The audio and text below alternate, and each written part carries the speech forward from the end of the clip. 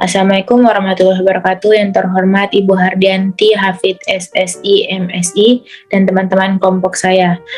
Pertama-tama, marilah kita panjatkan puji syukur kepada Allah Subhanahu wa Ta'ala karena telah memberikan rahmat kesehatan dan keselamatan.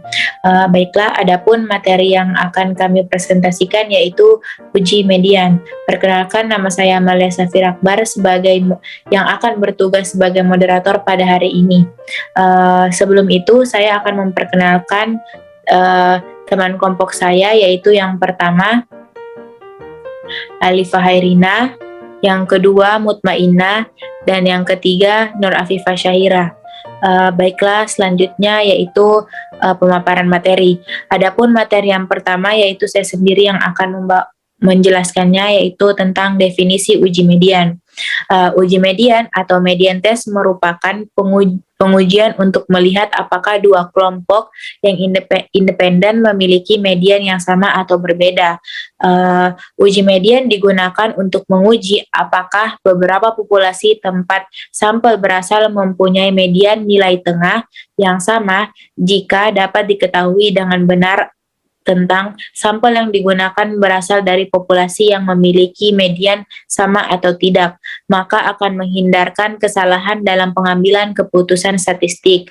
Adapun dua populasi memiliki median yang sama apabila proporsi data yang berada di bawah dan di atas median gabungan adalah sama. Yaitu selanjutnya syarat uji median. Syarat uji median itu terbagi menjadi 4. Yang pertama, penarikan sampel melalui proses pemilihan yang acak. Yang kedua, data pengujian merupakan dua kelompok yang saling independen atau tidak saling berhubungan. Yang ketiga, skala data minimal ordinal. Dan yang keempat, tidak memerlukan asumsi distribusi tertentu karena itu uji ini adalah uji non-parametrik. Baiklah, sekian materi yang saya paparkan. Materi selanjutnya akan dilanjutkan oleh Nur Afifah Syahira. Baik, selanjutnya yaitu langkah-langkah. Pada langkah pertama, untuk keperluan uji median ini perlu ditentukan atau dihitung lebih dahulu median dari kombinasi distribusi sampelnya atau overall median. Kemudian pada langkah kedua, untuk setiap grup dihitung frekuensi nilai yang terletak pada di atas overall median dan yang terletak pada di bawah overall median. Pada langkah ketiga, bila N1 dan N2 adalah jumlah pengamatan dalam dua sampel, dapat dipergunakan tabel 2x2. Seperti yang kita tampilkan, dalam tabel terdapat jumlah skor, grup 1, grup 2, dan total. Untuk di atas overall median, kita misalkan pada grup 1 yaitu A, dan grup 2 yaitu B, dan totalnya A ditambah B. Untuk di bawah overall median, kita misalkan pada grup 1 yaitu C, dan pada grup 2 yaitu D. Jadi totalnya C ditambah D. Untuk total grup 1, A ditambah C itu sama dengan N1, dan untuk total grup 2, B tambah D itu sama dengan N2. Jadi total keseluruhannya yaitu N1 ditambah N2. Langkah keempat, apabila hipotesa nihil benar, dapat diharapkan A sama dengan C itu sama dengan 0,5 N1, dan B sama dengan D itu sama dengan 0,5 N2. Ini berarti bahwa dua populasi dari mana sampel yang diambil itu mempunyai median yang sama. Dapat diharapkan bahwa setengah dari skor masing-masing sampel akan terletak di atas dan setengahnya akan jatuh di bawah median. Pada langkah kelima, bila N sama dengan N1 ditambah N2 lebih besar frekuensi yang diharapkan, dalam salah satu sel sekurang-kurangnya 5, dapat dipergunakan uji X kuadrat dengan uji statistik yang dinyatakan dengan rumus.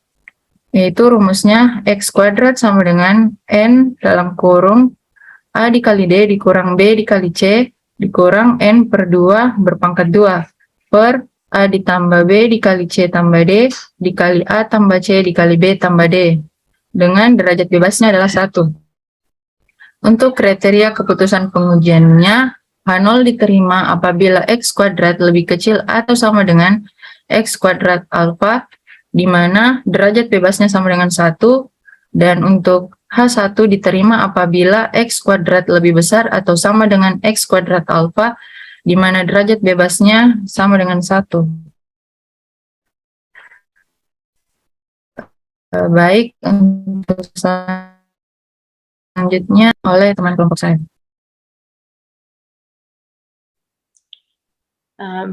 Baiklah, materi selanjutnya akan dibacakan oleh Alifah Hairina. Baik, terima kasih atas kesempatan yang telah diberikan. Saya akan melanjutkan presentasi, yaitu dengan menjelaskan contoh soal yang pertama mengenai uji median, di mana soalnya adalah untuk melihat perbedaan pengeluaran mahasiswa pria dan wanita, diambil sampel sebanyak 24 mahasiswa secara acak. Data tersebut tertera pada tabel berikut dalam ratusan ribu dengan tingkat signifikansi 5%. Ujilah kesamaan median pengeluaran antara mahasiswa pria dan wanita. Jadi tabel yang tertera pada layar berikut adalah tabel pengeluaran mahasiswa pria dan wanita, ya, di mana 24 mahasiswa diketahui diambil secara acak. Next. Penyelesaiannya, sebelumnya kita harus menentukan hipotesisnya terlebih dahulu, di mana H0 merupakan median pengeluaran baik mahasiswa pria atau wanita adalah sama. Kemudian H1-nya merupakan kebalikan dari H0, yaitu median pengeluaran mahasiswa pria dan wanita berbeda. Kemudian kita telah mengetahui tingkat signifikansi alfa sama dengan 5% atau 0,05. Kemudian kita mencari median gabungan dari 24 data pria dan wanita tersebut, yaitu 18,5. Sehingga tabel frekuensinya dapat kita bentuk sebagai berikut, di mana jumlah pria yang di atas median gabungan yaitu di atas 18,5 terdapat 4 orang, sedangkan wanita 8 orang. Kemudian yang di bawah median gabungan sebanyak 8 orang pria dan 4 orang wanita. Dan jumlah yang di atas median gabungan sebanyak 12 dan jumlah di bawah median gabungan sebanyak 12. Kemudian jumlah keseluruhan antara di atas median gabungan dan di bawah median gabungan adalah 24. Di mana 4 merupakan A, dan 8 merupakan B, 8 di atas median gabungan merupakan B, 8 di bawah median gabungan merupakan C, dan 4 di bawah median gabungan merupakan D. Selanjutnya, kita menghitung statistik ujinya dengan jumlah data 24, tidak ada sel yang frekuensi harapannya kecil dari 5. Maka statistik uji dapat kita hitung menggunakan X kuadrat sama dengan N dalam kurung mutlak AD kurang BC kurang N per 2 kuadrat per A tambah B kali C tambah D kali A tambah C kali B tambah D dengan degree of freedom atau derajat kebebasan sama dengan 1. Di mana X kuadrat sama dengan 24 dalam kurung mutlak 4 kali 4 kurang 8 kali 8 kurang 24 per 2 kuadrat per 4 tambah 8 kali 8 tambah 4 kali 4 tambah 8 kali 8 tambah 4. X kuadrat sama dengan 24 dalam kurung mutlak 16 kurang 64 kurang 24 per 2 merupakan 12 kuadrat per 12 kali 12 kali 12 kali 12. Hasilnya sama dengan 1,5. Untuk alfa sama dengan 5% atau 0,05, kita dapat memperoleh nilai X kuadrat 0,05 dengan degree of freedom 1 sama dengan 3,841, di mana 3,841 ini dapat kita lihat pada tabel T-square. Karena X kuadrat hitung kurang dari X kuadrat T-square, yaitu 1,5 kurang dari 3,841, maka kita dapat mengambil keputusan gagal tolak H0 atau H0 diterima.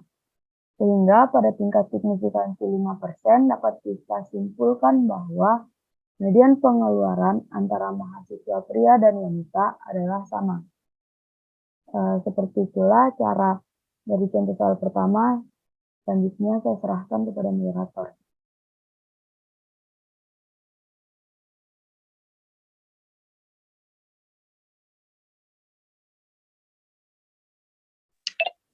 Baiklah,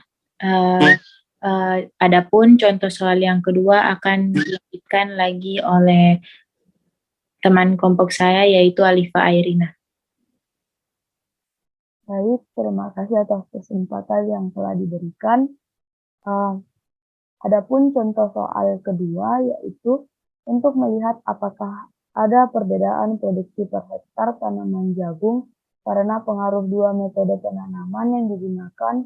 Pertumbuhan tanaman jagung dipilih dari sejumlah slot tanah yang berbeda secara random.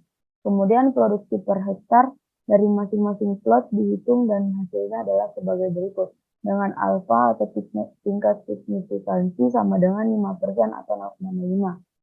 Berikut adalah metode 1, data dari metode 1 dan metode 2. Next.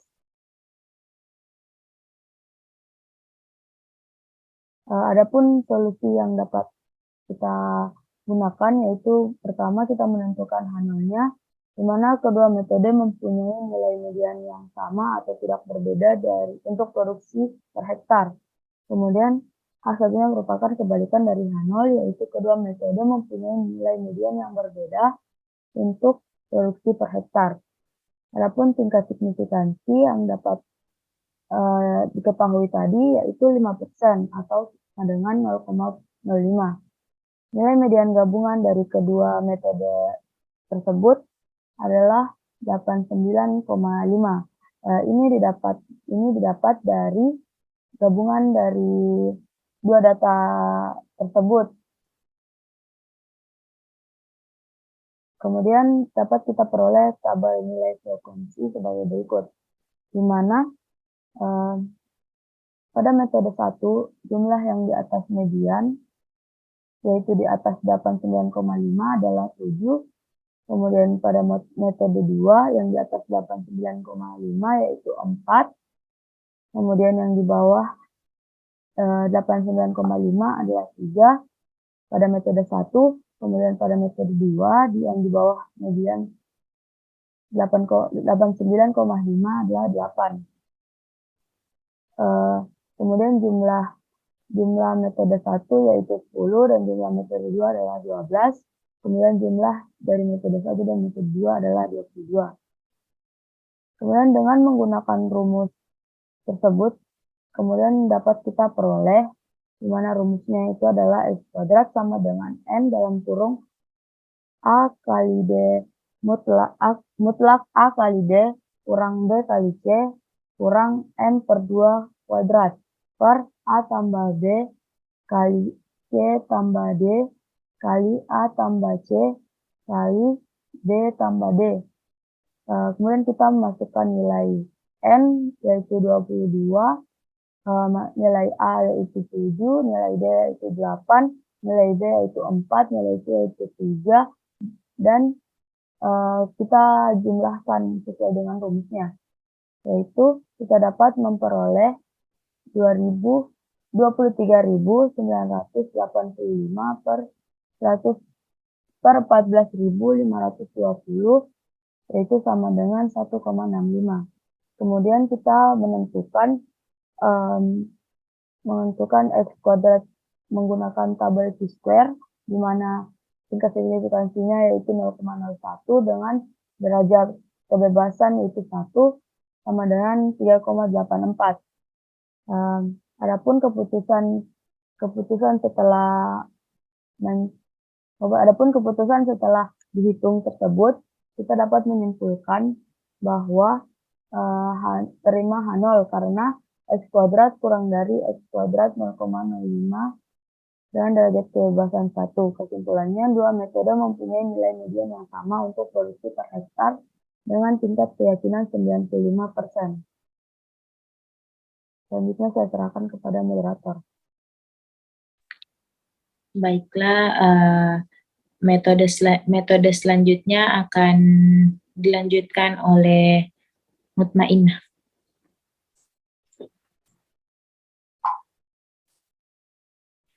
Baik, di sini saya akan menjelaskan uji median dengan menggunakan R. Pertama, untuk menguji uji median di R, kita menggunakan sintaks agricolae. Nah, untuk memunculkan data, kita menggunakan sintaks data 1 sama dengan read, titik CSV, dalam kurung file choose, header sama dengan true, set sama dengan titik koma, di mana datanya akan bernama data 1. Ketika saya merun ini, akan muncul choose file.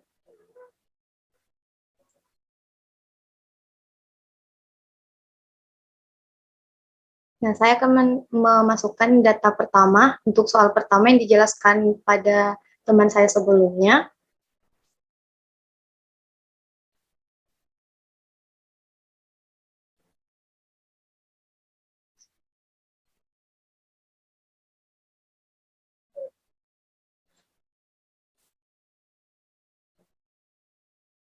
Dapat dilihat pada data 1 untuk contoh soal 1 dengan nilai berikut dan metode berikut, di mana nilai ini adalah gabungan dari nilai pria dan wanita. Untuk metode 1 adalah pria dan metode 2 adalah wanita. Nah, untuk mengetahui uji mediannya dengan menggunakan uji chi-square, kita menggunakan sintaks median titik tes, di mana kita memasukkan data 1 pria dan data 2 wanita untuk alfa 0,05 yang diketahui pada soal alfanya itu 5% dan simulative value-nya sama dengan true. Nah, kita run sintaks ini,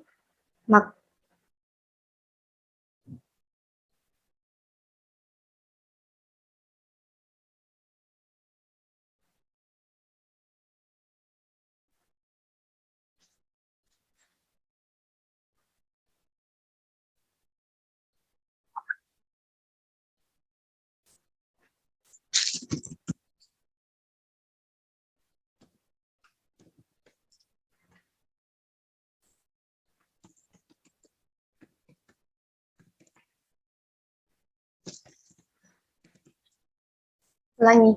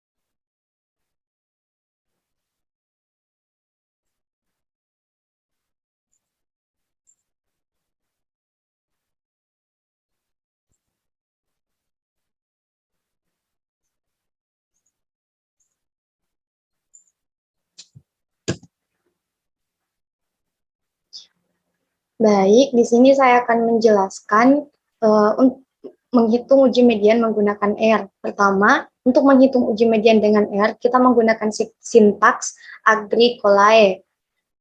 Nah, untuk